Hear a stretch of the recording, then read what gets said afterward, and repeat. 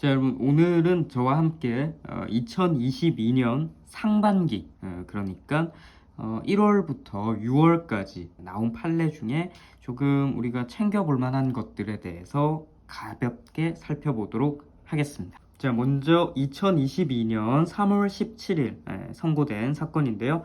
자, 여러분, 여기에서 판시사항 1번, 2번, 3번 지금 다 괜찮은 것 같아요. 자, 1번 같은 경우에는 여러분들께서 교과서에서도 익히 보는 내용이시죠.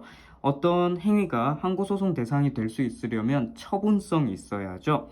그럼 여기에 처분에 해당하는지가 불분명한 경우에 이것을 판단하는 방법에 대해서 나와 있는데, 자, 판결 요지를 바로 한번 보실까요? 여기 밑에 1번이죠.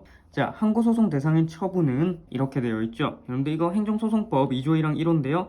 행정청에 의하는 구체적 사실에 관한 법집행, 공권력 행사 거부, 그 밖에 이에 준하는 행정작용이라고 했죠. 보통 뭐 행구공법 이런 식으로 두 문자를 따기도 하죠. 자, 여기에 좀 체크를 좀 해볼게요. 보시면 행정청행위가 항고소송 대상이 될 수 있는지는 추상적 일반적으로는 결정할 수가 없고요. 구체적인 경우에 뭐 쭉쭉쭉쭉 뭐 이런 것들, 뭐 주체 내용 형식 절차, 상대방 이해관계인이 있는 불이익 사이의 결련성, 뭐 여러 가지 태도 이런 것들을 고려해서 개별적으로 결정을 한다고 하고요. 자, 오늘 판시 사항과 관련 있는 내용 요거죠. 행정청행위가 처분에 해당하는지 불분명하다면 여기 체크해 볼까요? 그에 대한 불복 방법 선택에 중대한 이해관계를 가지는 상대방의 인식 가능성과 예측 가능성을 고려하고요. 규범적으로 판단한다. 꼭 체크해 주세요. 이게 처분인지 아닌지, 이게 소송의 대상인지 아닌지가 좀 불분명하다 그러면 행정청 입장이 아니라요. 그거에 대해서 불복을 선택하는 어떻게 보면 국민이죠. 일반 국민의 인식 가능성과 예측 가능성을 가지고 규범적으로 판단한다. 이런 개념 체크해 두시고요. 자, 여러분 판시사항으로 다시 올라가 볼게요. 위에. 자, 이 판례가 좀 논점이 좀 많아요. 여기 판시사항 두 번째 보시면요. 여러분, 우리 그 교과서에서 공부할 때 그런 내용 있죠. 거부 처분의 경우에는 1차 거부, 2차 거부, 3차 거부 이런 식으로 나오면 각각 처분성이 있다. 이런 내용을 들어보셨죠. 1차, 2차, 이렇게 3차 뭐 이런 식으로 계속 이렇게 거부가 행해져요.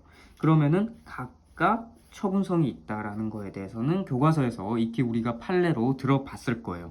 자, 물론 이것과 비교해서 계고 처분이라는 게 있죠. 1차 계고, 2차 계고, 3차 계고 뭐 이렇게 계고 처분의 경우에는 어디에 처분성이 있다고 배웠어요. 그쵸? 맨 첫 번째 1차 계고만 처분성이 있고 2, 3차는 연기 통지에 불과해서 처분성이 없다라고 배웠죠. 그래서 우리가 항상 반복된 거부와 반복된 계고는 비교해서 공부를 하죠. 자, 오늘 이 판시사항 2번은 이 반복된 거부에 대한 내용인데요. 자, 익히 아는 내용이지만 조금 살펴볼 게 있어요. 자, 수익적 처분을 구하는 신청에 대한 거부가 있은 후에요. 당사자가 새로운 신청하는 취지로 다시 신청을 했는데, 자, 일단 거부가 있었고요. 그리고 당사자가 새로운 신청을 하는 취지로 또 신청했는데 또 거부했어요. 자, 두 번째죠.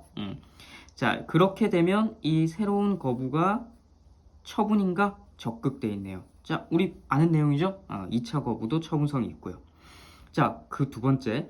어떤 처분이 수익적 처분을 구하는 신청에 대한 거부가 아니더라도 어떤 처분이 수익적 처분을 구하는 신청에 대한 거부 처분이 아니더라도, 그러니까 형식적으로는 거부 처분이 아닌 것 같아요. 그런데 해당 처분에 대한 이의 신청의 내용이 새로운 신청을 하는 취지로 볼 수 있는 경우에 그 이의 신청에 대한 결정의 통보를 새로운 처분으로 볼 수 있는지 적극되어 있죠. 자, 오늘 우리는 이 내용에 대해서 조금 짚고 넘어갈 필요가 있어요. 자, 판결 요지를 한번 살펴볼게요. 자, 이 사건 같은 경우에는 아까 전에 보셨듯이 명시적으로 어떤 거부 처분, 두 번째 거부 처분을 한 것은 아닌데요. 이 당사자가 이 처분에 대해서 이의 신청을 했나 봐요. 그러니까 어떤 처분에 대해서 1차 거부를 당하고 이의 신청을 했는데 그 이의 신청의 내용이 실질적으로 보니까 새로운 신청을 할 수 있는 취지였다고 해요. 그러고 나서 그 이의 신청에 대해서 뭐 안 된다, 뭐 이런 결정 통보를 했다는 거죠. 그러면 형식적으로 볼 때는 그냥 막연하게 형식적 거부 처분이 아니라 이의 신청에 대한 결정의 통보죠. 근데 어쨌든 결론은 똑같아요. 안 된다는 거였어요. 그러면 과연 이 이의 신청에 대한 결정 통보도 쉽게 말해서 새로운 거부 처분으로 볼 수 있는가인데요. 그렇다라고 해요. 그게 이제 우리가 방금 읽어본 내용이었고요. 그에 대한 사실관계가 여기 지금 3번에 나와 있어요. 쭉 한번 볼게요. 자, 보세요. 자, 갑시장이 을 소유 토지의 경계 확정으로 지적 공부상 면적이 감소되었다는 이유로 지적재조사위원회 의결을 거쳐 을에게 조정금 수령을 통지하자. 자, 이게 1차 통지라고 하네요. 자, 그런데 을이 구체적 이의 신청 사유와 소명 자료를 첨부해서 이의를 신청했으나, 자, 갑시장이 재산정 심의 의결을 거쳐 종전과 동일한 액수로 통지했대요. 자, 이게 2차 통지예요. 자, 이렇게 됐죠?